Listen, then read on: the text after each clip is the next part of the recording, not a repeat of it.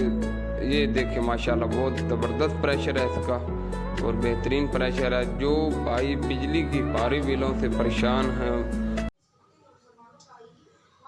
ये एक प्लेट पर भी चलता है और बैटरी पर भी चल जाता है। कंप्यूटर वाली 12 वोल्ट सप्लाई है।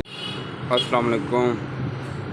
ये 2 सोलर प्लेट पर चलता है और एक प्लेट और एक बैटरी पर भी चल जाता है और 12 वोल्ट सप्लाई है कंप्यूटर वाली, उस पर भी चल जाता है। और इसका ये मैं थोड़ा सा आपको जूम करके दिखाता हूँ तो ये इसका सक्शन लिफ्ट जो है वो आपको नज़र आ रहा होगा 25 फीट है और एम्पेयर जो है वो 13 और हाइट मैक्सिमम हेड जो है वो 40 फुट है।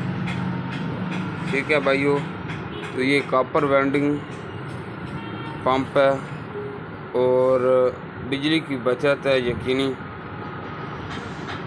100% कॉपर वायर है, 12 वोल्ट डीसी पंप।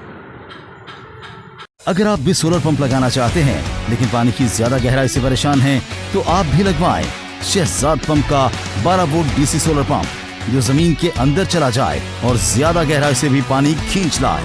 मजीद जानने के लिए अभी लर्न मोर के बटन पर क्लिक करें। शहजाद पंप्स।